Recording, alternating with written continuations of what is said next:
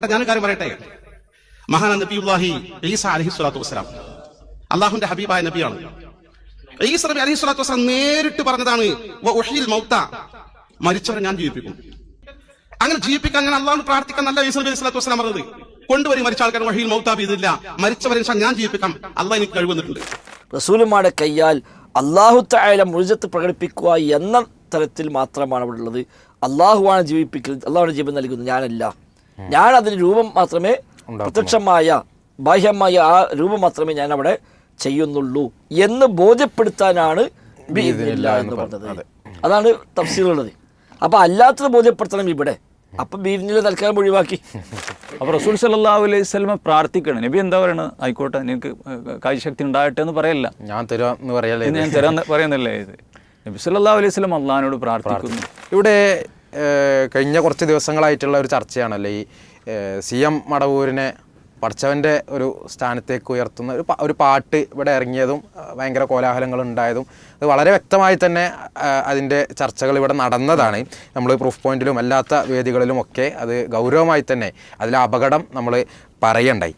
അപ്പോൾ ചില ആളുകൾ പിന്നെ പ്രത്യേകിച്ച് ഇത്തരം ആശയങ്ങളും അതിനോട് സമരസപ്പെടുന്ന കാര്യങ്ങളൊക്കെ ഇവിടെ പറഞ്ഞും പ്രചരിപ്പിച്ചും കൊണ്ട് നടക്കുന്ന ആളുകൾ ഇതിപ്പോൾ കൊള്ളാനും വയ്യ തള്ളാനും വയ്യ എന്നുള്ള അവസ്ഥയിലാണുള്ളത്. ശരിക്ക് അവരുടെ ആദർശം പരിശോധിച്ച് കഴിഞ്ഞാൽ എന്താണ് ഈ പാട്ടിൽ മാത്രമേ തന്നെ ഉള്ളൂ, അതന്നെയാണ്. പക്ഷേ അത് ഇവിടുത്തെ പൊതുജനത്തിൻ്റെ മുമ്പിൽ അങ്ങനെ തന്നെ പറയുന്നതിൽ അവർക്ക് എന്തുണ്ട്, ഒരു മടിയുണ്ട്.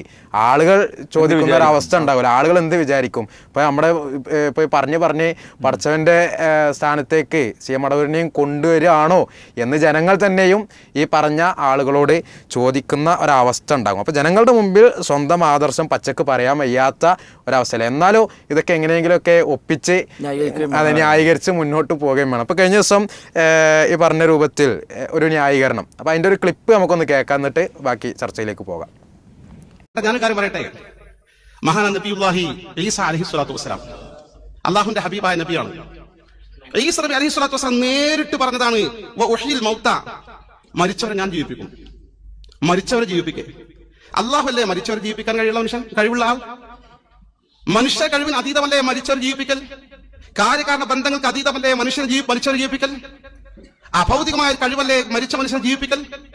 അങ്ങനെ ജീവിപ്പിക്കാൻ ഞാൻ അള്ളാഹു പ്രാർത്ഥിക്കാൻ നല്ല ഈസ നബി അലൈഹിസ്സലാത്തു വസ്സലാം പറഞ്ഞത്, കൊണ്ടുവരും മരിച്ച ആൾക്കാർ വഹീൽ മൗത ബിഇദ്നില്ലാ, മരിച്ചവരെ ഞാൻ ജീവിപ്പിക്കാം, അള്ളാഹ് എനിക്ക് കഴിവുന്നിട്ടുണ്ട്. ഞാൻ കണ്ടല്ലോ, കൊണ്ടുവരും മരിച്ച ആൾക്കാരെ കൊണ്ടുവരും, ഞാൻ ജീവിപ്പിക്കാം, അങ്ങനെ ഒരു ഭയങ്കര അധികാര സ്വരത്തിൽ ഈസാ നബി അലൈഹി സ്വലാത്തു വസ്സലാം പറഞ്ഞു എന്നാണ് മൂപ്പര് പറയുന്നത്. അപ്പോൾ എന്താണ് ഇതിൻ്റെ ഒരു യാഥാർത്ഥ്യം? ആയത്തുകളിലൂടെ വന്നൊരു സംഗതി തന്നെയാണ്, പക്ഷെ മൂപ്പര് പറഞ്ഞ പോലെയാണോ അതുള്ളത് എന്നുള്ളത് ഫൈസൽ മൗലവി ഒന്ന് പറയാം. യഥാർത്ഥത്തിൽ കാലങ്ങളായി ഇവരുടെ എല്ലാ അന്ധവിശ്വാസം തെളിവായി കൊണ്ടുവരുന്ന ഒന്നാണ് മുഅ്ജിസത്ത് കറാമത്ത് എന്നത്. അതെ, പ്രവാചകന്മാരുടെ മുഅ്ജിസത്ത് പ്രകടമാകുന്നു, വിശ്വാസികളിലൂടെ കറാമത്തുകൾ പ്രകടമാകുന്നു. ഇതൊക്കെ അള്ളാഹു നൽകിയ കഴിവാണ് എന്നും അവർക്ക് യഥേഷ്ടം എങ്ങനെ ഉപയോഗിക്കാൻ പറ്റുമെന്നും അതൊന്നും ഷിർക്കല്ല, അങ്ങനെ കഴിയുമെന്ന് വിശ്വസിച്ചാൽ ഷിർക്കാകുന്ന പ്രശ്നമില്ല, ആ കൊടുത്ത കഴിവെന്ന് ചോദിക്കാം എന്നുമാണ് അവർ എല്ലാ കാലത്തും പഠിപ്പിച്ചു വെച്ചത്. കൊടുത്ത കഴിവ് എത്രയാവാം, എങ്ങനെയുമാവാം, എപ്പോഴും ആവാം, അതിന് ചോദിക്കാം.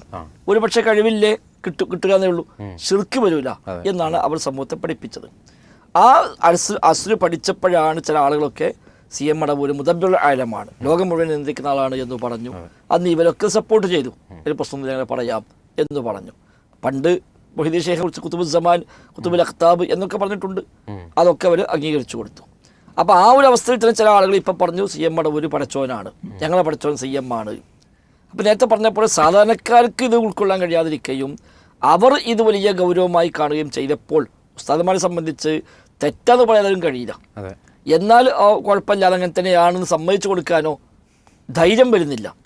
അതുകൊണ്ടാണ് പറയാതെ യഥാർത്ഥത്തിൽ പറയുകയാണ് വിളിച്ചത്, ന്യായീകരിക്കുകയാണ് വിളിച്ചത്. ഇപ്പം അദ്ദേഹം പറഞ്ഞ വാക്കെന്താണ്?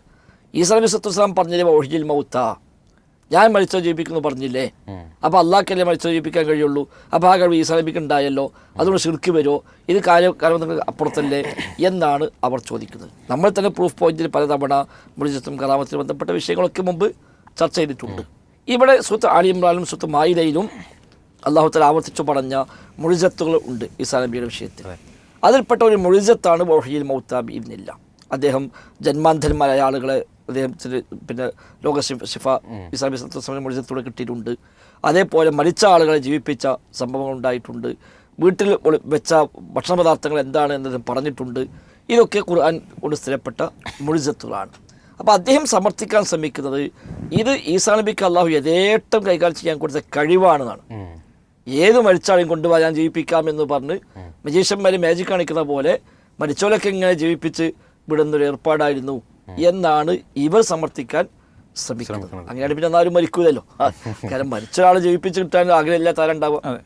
ഏതൊരാൾ മരിച്ചാലും അയാളെ മക്കൾ വരൂലേ, അയാളെ ഭാര്യ വരൂലേ, എൻ്റെ വാപ്പനെ ജീവിപ്പിക്കൂല എന്ന് പറയില്ലല്ലോ. അപ്പോൾ അതല്ല യഥാർത്ഥത്തിൽ ഇവിടെ ഉള്ളത്. ഇവിടെ ഒരു മുഴുജത്താണ്. ഇവിടെ ജീവിപ്പിച്ചത് അള്ളാഹു തആല തന്നെയാണ്. ഈസാ നബി സ്വല്ലല്ലാഹു അലൈഹി വസല്ലമക്ക് ജീവിപ്പിക്കാനുള്ള കഴിവില്ല, അങ്ങനെ കൊടുത്ത കഴിവുമല്ല അത്. ഈസാ നബി സ്വല്ലല്ലാഹു അലൈഹി വസല്ലമയുടെ ചില പ്രവൃത്തികൾ കാരണമായി അള്ളാഹു തആലയാണ് ഇവിടെ ജീവിപ്പിക്കുന്നത്. അതുകൊണ്ടാണ് വഹിയൽ മൗത്ത എന്ന് പറഞ്ഞ് അവസാനിപ്പിക്കാതെ ബിഇദ്നില്ലാ. അത് മൂപ്പര് എന്ത് ചെയ്യുന്നത് തന്ത്രപൂർവ്വം പറഞ്ഞില്ല, പിന്നീട് അപ്പുറത്ത് പറയുന്നുണ്ട്. പക്ഷെ എന്നാലും അതിലേക്ക് കടക്കണില്ല. അപ്പൊ എന്തുകൊണ്ട് ബിഇദ്നില്ലാ എന്ന് പറഞ്ഞു അവിടെ മുഫസ്സിറുകളൊക്കെ ചർച്ച ചെയ്യുന്നുണ്ട്. തഫ്സീർ റാസിയിൽ ഫഖ്റുദ്ദീൻ റാസി റഹിമഹുല്ലാ സൂറത്ത് ആലി ഇംറാനിലെ ഈ ആയത്ത് വ്യാഖ്യാനിക്കുമ്പോൾ അദ്ദേഹം വ്യത്യസ്തമായ മസ്അല ചർച്ച കൊണ്ടുവരുന്നത്. അതിൽ മസ്അലത്തുർ റാബിഅ, നാലാമതൊരു മസ്അല എന്ന് പറഞ്ഞുകൊണ്ട് ബിഇദ്നില്ലാ എന്ന് അദ്ദേഹം പറഞ്ഞല്ലോ. അപ്പം സാധാരണ ഉസ്താദമായി പറയും അത് എല്ലാ കാര്യം ബിഇദ്നില്ലാ എന്നല്ലേ നമ്മൾ സംസാരിക്കുന്നത്, ബിഇദ്നില്ലാ എല്ലാം ബിഇദ്നില്ലല്ലേ. ഇത് അതല്ല.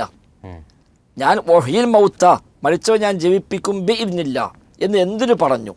അവിടെ ബിഇദ്നില്ലാ എന്ന് പറഞ്ഞാൽ മഅനാഹു ബിതക്വീനില്ലാഹി തആല, അല്ലാഹു തആല അവിടെ അതിനെ ഉണ്ടാക്കുന്നു. അത് ഞാൻ ഉണ്ടാക്കിയെന്നല്ല. അല്ലാഹു തആല ഇഹ്യാ ജീവിപ്പിക്കുക എന്നതിന് അല്ലാഹു അവിടെ ഉണ്ടാക്കും. തഖ്ലീഖിഹി, അല്ലാഹു അതവിടെ സൃഷ്ടിക്കുകയും ചെയ്യുന്നു. കാരണം എന്താ? തെളിവ് ഖൗലിഹി തആല വമാ കാന നഫ്സിൻ അൻ തമൂത ഇല്ലാ ബിഇദ്നില്ലാ എന്ന് ഖുർആനിലുണ്ട്. ഏതൊരാളും മരിക്കുകയാണെങ്കിൽ അല്ലാഹുവിന്റെ ഇതിനു പ്രകാരമാകുന്നു എന്ന് പറഞ്ഞ സൂറത്ത് ആലി ഇംറാനിലെ തന്നെ മറ്റൊരായത്ത് ഇമാം റാസി റഹിമഹുല്ലാഹ് തെളിവായി കൊണ്ടിരുന്നു. ഇത് അദ്ദേഹം വീണ്ടും പറയാണ് ഐ ഇല്ലാ ബിൻ യൂജിദല്ലാഹുൽ മൗത, അല്ലാഹു തആല മരണത്തെ ഉണ്ടാക്കുമ്പോഴേ അവിടെ മരണം സംഭവിക്കുന്നുള്ളൂ. എന്നിട്ട് വഇന്നമാ ദക്കറ ഈസാ അലൈഹിസ്സലാം ഹാദൽ ഖൈദ, എന്തിനാണ് ഈസാ അലൈഹിസ്സലാം ഇവിടെ ബിഇദ്നില്ലാ എന്ന് പ്രത്യേകം പറഞ്ഞത്? അതിന് കാരണം ഇത് ഇസാലത്തുൻ ലിശുബ്ഹ, ഒരു തെറ്റിദ്ധാരണ ഒഴിവാക്കാൻ വേണ്ടിയാണ്. അതായത് വതംബീഹൻ അലാ അന്നി അഅമലു ഹാദ തസ്വീർ, ഞാൻ ചെയ്യുന്നത് ആ രൂപമുണ്ടാക്കൽ മാത്രമാണ്, ജീവിപ്പിക്കുന്ന രൂപം മാത്രമേ ഞാൻ ചെയ്തിട്ടുള്ളൂ. ഫഅമ്മാ ഖൽഖുൽ ഹയാത്തി, എന്നാൽ അവിടെ ജീവൻ സൃഷ്ടിക്കുക എന്നതോ ഫഹു മിനല്ലാഹി തആല, അത് അല്ലാഹുവിൽ നിന്നാണ്. അലാ സബീലി ഇൽഹാലിൽ മുഅ്ജിസാത്തി അലാ യദി റസൂൽ, റസൂലുമാരുടെ കയ്യാൽ അല്ലാഹു തആല മുഅ്ജിസത്ത് പ്രകടിപ്പിക്കുക എന്ന തലത്തിൽ മാത്രമാണ് അവിടെ ഉള്ളത്. അള്ളാഹുവാണ് ജീവിപ്പിക്കുന്നത്, അള്ളാഹുവാണ് ജീവൻ നൽകുന്നത്, ഞാനല്ല. ഞാൻ അതിന് രൂപം മാത്രമേ, പ്രത്യക്ഷമായ ബാഹ്യമായ ആ രൂപം മാത്രമേ ഞാൻ അവിടെ ചെയ്യുന്നുള്ളൂ എന്ന് ബോധ്യപ്പെടുത്താനാണ് ബിഇദ്നില്ലാ എന്ന് പറഞ്ഞത്. അതാണ് തഫ്സീറുള്ളത്. അപ്പം അല്ലാത്തത് ബോധ്യപ്പെടുത്തണം ഇവിടെ. അപ്പം ബിഇദ്നില്ലാ തൽക്കാലം ഒഴിവാക്കി. ബിഇദ്നില്ലാ എന്ന് പറഞ്ഞാൽ ഇത് ബോധ്യപ്പെടും. എന്നാൽ അവരെ ആദർശം ബോധ്യപ്പെടുത്തണമെങ്കിലോ ബിഇദ്നില്ലയ്ക്ക് അവിടെ പ്രസക്തി ഇല്ലാതാക്കണം. മാത്രമല്ല തഫ്സീർ റാസിയിൽ തന്നെ മറ്റൊരു ചർച്ച കാണാം. അത് സുമ്മഹാഹുന ബഹ്സുന്ന, ഇവിടെ ഒരു ചർച്ച പ്രത്യേകം ശ്രദ്ധേയമാണ് എന്ന് പറഞ്ഞുകൊണ്ടാണ് ഫഖ്റുദ്ദീൻ റാസി റഹിമഹുല്ലാഹ് കൊണ്ടുവരുന്നത്. അതെന്താ? ഇവിടെ ഹൽ യജൂസു അൻ യുഖാൽ, ഇങ്ങനെ പറയാൻ പറ്റുമോ? ഏത്? ഇന്നഹു തആല ഔദഅ ഫീ നഫ്സി ഈസാ അലൈഹിസ്സലാം ഖാസിയത്തൻ, ഈസാ നബിക്ക് അല്ലാഹു തആല അങ്ങനെ ഒരു സവിശേഷമായ ഒരു കാര്യം നൽകി, ഭാഷയിൽ പറഞ്ഞാൽ അങ്ങനെ കഴിവ് കൊടുത്തു എന്ന് പറയാൻ പറ്റുമോ? ബിഹൈസു മതാ നഫഖ ഫീ ഷൈഇൻ കാന നഫഖു ഫീ മൂജിബൻ ലിസൈറത്തി ദാലിക ഷൈഇ ഹയ്യാ, ഈസാ നബി സ്വല്ലല്ലാഹു അലൈഹി വസല്ലം എപ്പോൾ ഊതിയാലും അപ്പോഴൊക്കെ ആ വസ്തുക്കൾ ഇങ്ങനെ ജീവനുള്ളതായി മാറുക എന്ന തരത്തിലുള്ള സവിശേഷത അള്ളാഹു ഈസാ നബിക്ക് നൽകി എന്ന് പറയാൻ പറ്റുമോ?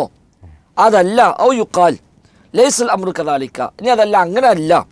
ബലില്ലാഹു തആല കാന യഖ്ലുഖുൽ ഹയാത ഫീ ദാലികൽ ജിസ്മി ബിഖുദ്റതിഹി ഇൻദ നഫഖത്തി ഈസാ അലൈഹിസ്സലാം, ഈസാ അലൈഹിസ്സലാം ഊതുമ്പോൾ അള്ളാഹു തആല അള്ളാഹിന്റെ ഖുദ്റത്ത് കൊണ്ട് അവിടെ ഹയാത്ത് ഉണ്ടാക്കുകയാണ് എന്ന് പറയണമോ എന്നൊരു ചർച്ച ഇവിടെ പ്രസക്തമാണ്.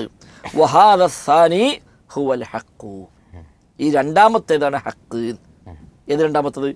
ഈസാ അലൈഹിസ്സലാം ഊതുന്നു, ആ ഊതുമ്പോൾ അല്ലാഹു തആല അവിടെ ഹയാത്തിനെ സൃഷ്ടിക്കുന്നു, അതാണ് ഹക്ക് എന്നാണ് ഫഖ്റുദ്ദീൻ റാസി റഹിമഹുല്ലാഹ് രേഖപ്പെടുത്തി വെച്ചത്. അപ്പോൾ ഇത്ര വ്യക്തമായി തഫ്സീർ രേഖപ്പെടുത്തി വെച്ച ഇവരൊക്കെയും ഏറ്റവും വലിയ ഒരു പ്രാമാണിക ഗ്രന്ഥമായി കൊണ്ടുനടക്കുന്ന തഫ്സീർ റാസി.